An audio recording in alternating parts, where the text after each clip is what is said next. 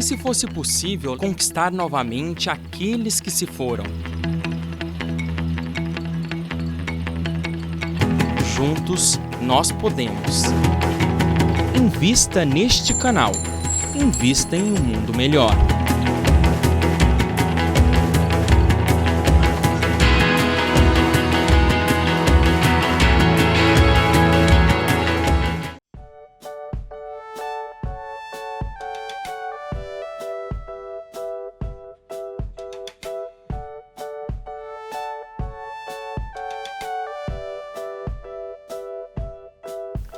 Olá, aqui estamos falando sobre a mediunidade psicofonia e estamos aqui citando como exemplo o fenômeno ocorrido na festa de Pentecoste.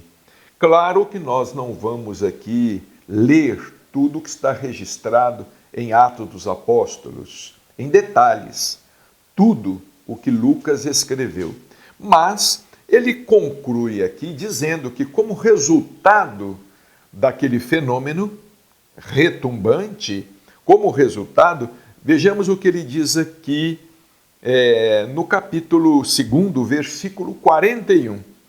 Então os que lhe aceitaram a palavra foram batizados, havendo um acréscimo naquele dia de quase 3.000 pessoas. Então vejamos, houve uma conversão. Houve uma conversão ao cristianismo. Aquele fenômeno generalizado, provocado pelo mundo espiritual, não é? Naquele fenômeno de incorporação coletiva. Não é? Com aquele fenômeno, houve uma conversão, um acréscimo no número de cristãos de quase 3.000 pessoas. Vejamos como é interessante nós estudarmos a mediunidade também através da história, ao longo da história. A mediunidade de psicofonia, ela é uma mediunidade de efeitos intelectuais. E assim como na psicografia, existe aquele que atua de forma consciente, semi-consciente ou totalmente inconsciente. Existe aquele que atua com lucidez, existe aquele que atua com uma semi-lucidez e existe aquele que atua sem lucidez alguma. O fenômeno é de veras interessante. Agora, trazendo a mediunidade de incorporação ou de psicofonia para os nossos tempos, para os dias atuais. Em nosso programa passado, nós fizemos referência a este livro de Chico Xavier, Instruções Psicofônicas. Vejamos, Chico Xavier era também um médium psicofônico, um médium de incorporação.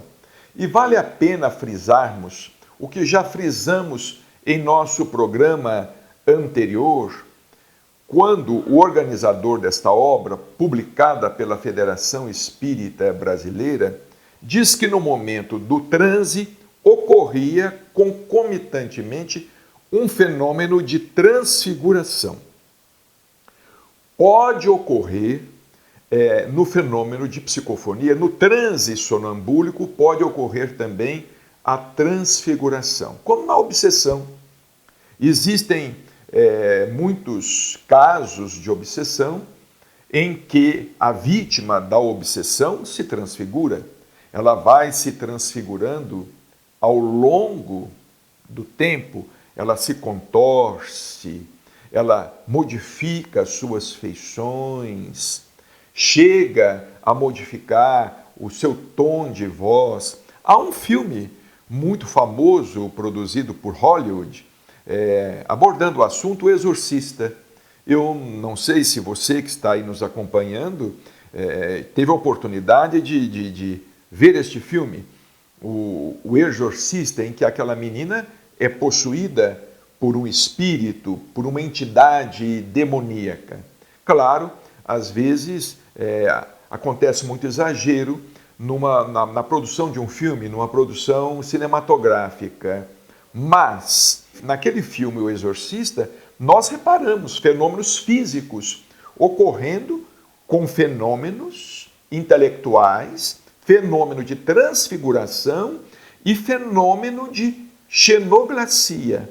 A cama da menina levitava com ela, o seu próprio corpo se levitava, se erguia da cama.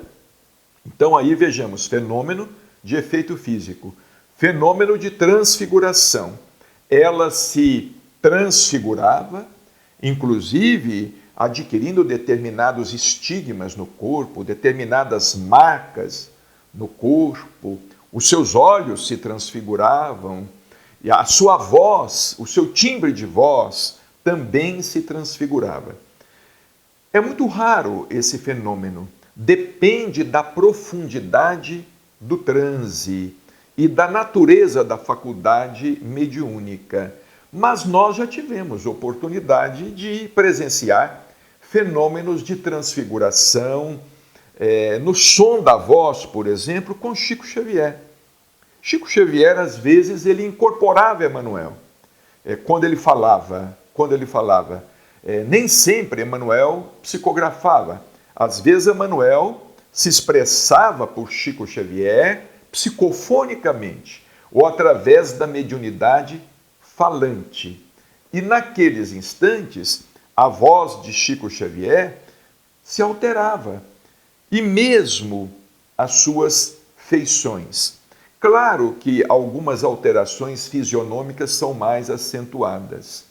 Essas alterações fisionômicas, elas são muito mais próprias e muito mais comuns nos fenômenos de obsessão, nos fenômenos de possessão. Nos fenômenos mediúnicos, com entidades mais equilibradas, entidades mais elevadas, o fenômeno ocorre de maneira mais discreta. Normalmente, uma ligeira transfiguração na fisionomia e na voz. Chico Xavier, quando ele incorporava entidades femininas, falava como se fosse uma mulher, com aquela dicção característica, aquela voz suave, melodiosa, feminina. Quando era criança, da mesma forma.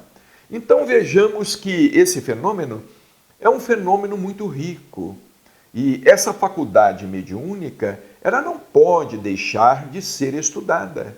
Porque nós damos muito destaque, às vezes, repetimos, a vidência, a psicografia, a mediunidade de cura e nos esquecemos da mediunidade falante ou de psicofonia.